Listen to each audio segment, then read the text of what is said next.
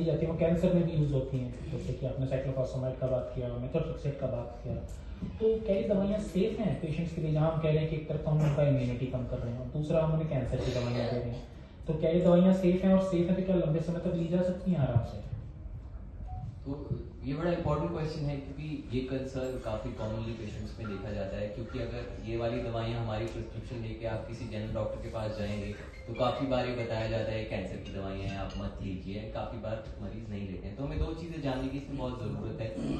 एक तो ये है कि हालांकि ये दवाइयाँ कैंसर में भी यूज़ होती हैं, पर कैंसर में बहुत हाई डोजेज में डिफरेंट रूट्स के थ्रू यूज़ होती हैं। अगर आप साइक्लोफॉस्फेमाइड की बात करें, मेथोट्रेक्सेट की बात करें, तो जो हम रूमेटोलॉजी में एसएलई या बाकी गठिया वाले मरीजों में दवाई यूज करते हैं वो बहुत ही लो डोज में यूज करते हैं।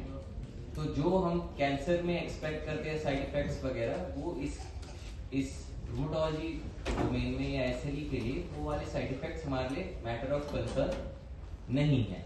तो हालांकि सेम दवाई अगर हम इन जनरल मेडिसिन की बात करें तो एक दवाई बहुत सारी जगहों पर यूज हो सकती है, और वो किस डोज पे, किस रास्ते, कितना फ्रीक्वेंटली यूज हो रही है, बड़ा मैटर करता है। तो ये मैं बात बोलूंगा कि ये एक तरीके का भ्रम ही है कि इस दवाइयों से हम इस बात से डर जाए कि कैंसर में यूज होती हैं तो हमें नहीं यूज करना चाहिए। एसएलई वाले मरीजों में बिल्कुल गलत है।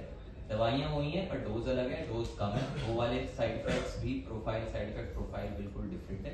तो डरना बिल्कुल नहीं चाहिए, और बाय चांस अगर कोई डर बैठ जाए किसी चीज का वो तो डिस्कस कर लीजिए। तो ये बात खुद से डर के बंद करने की बजाय अपने ट्रीटिंग डॉक्टर से डिस्कस कर लीजिए जो कंसर्न्स हैं।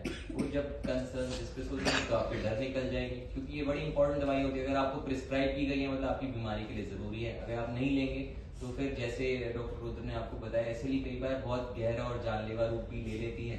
फिर बाद में इंसान पछताता है, फिर दुखी होता है। वो सबका चीज का एक ही समाधान है कि आप कांस्टेंट डिस्कशन, कांस्टेंट चर्चा में रहिए अपने ट्रीटिंग डॉक्टर से, और फिर कोई प्रॉब्लम नहीं है। तो अगर लक्षणों की बात करें तो डॉक्टर नीतू सबसे इम्पोर्टेंट लक्षण या सबसे कॉमन जो प्रॉब्लम है वो बाल गिरना।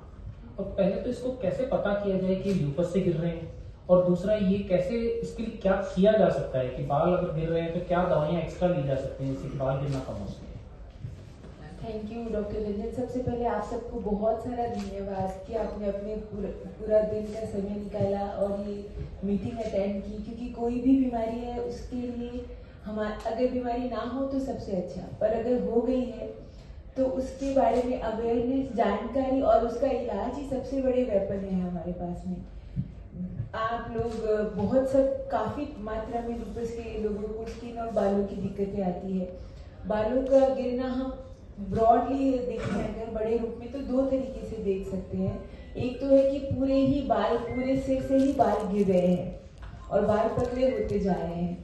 वो हम अधिकतम देखते हैं कि जो सिस्टमिक लूपस है, यानी कि अक्यूट लूपस और सिस्टमिक लूपस, जहाँ आपके अंदर भी कोई ना कोई सिस्टम भी प्रभावित हो गया है, चाहे तो किडनी का इन्वॉल्वमेंट हो गया है, लंग का, ब्लड का, तो वो एक तरीके से उस बात का निशान है कि आपके शरीर में कोई सिस्टम में लूपस की बीमारी है।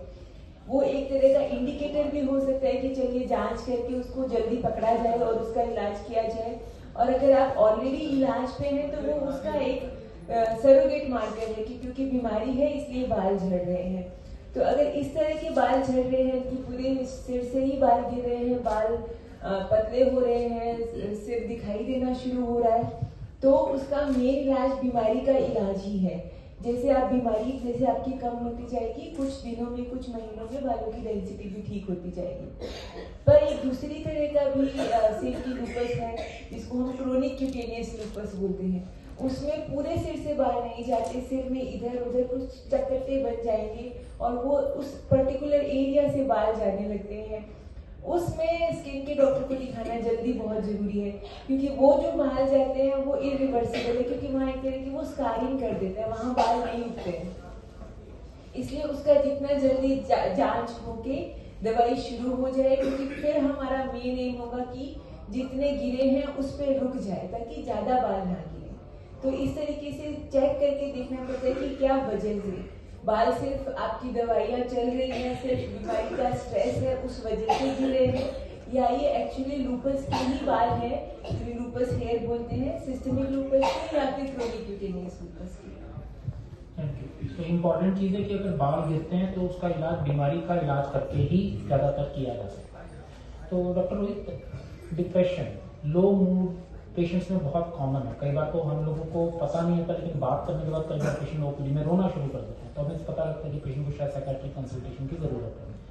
क्या हर पेशेंट को एक बार हमें आपके पास भेजना चाहिए, और क्या सिर्फ दवाइयाँ इस चीज़ का इलाज है या कुछ और तरीके हैं जिससे दवाइयाँ ना देकर हम डिप्रेशन या लो मूड को ठीक कर सकें?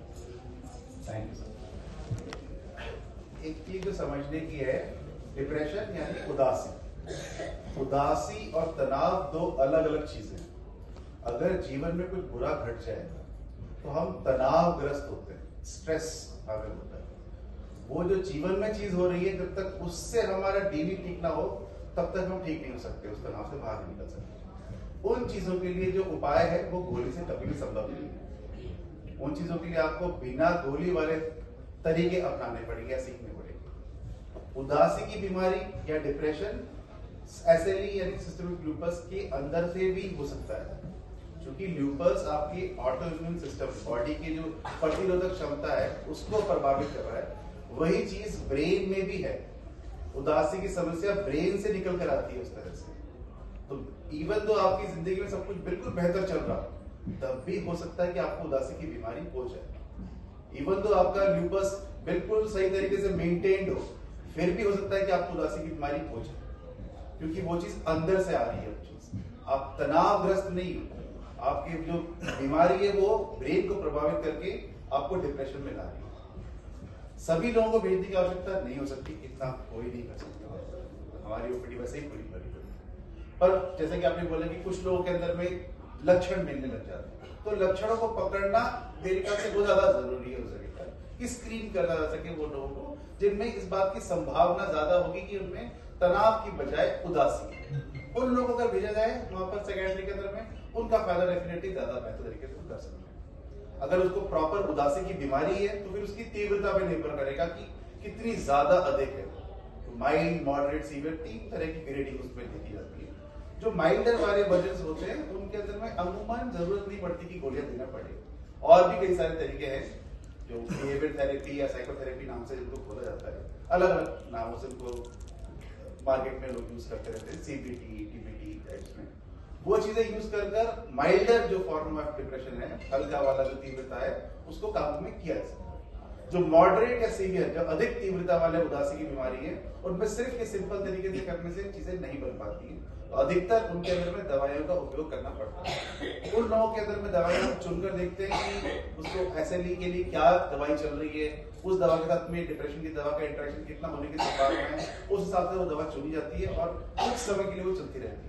अगर वो प्रॉपर उदासी की बीमारी है तो अमूमन 6 से 9 महीने या 12 महीने तक रह सकती है। तो उतने टाइम पीरियड के लिए उसको इलाज देने की आवश्यकता पड़ती है।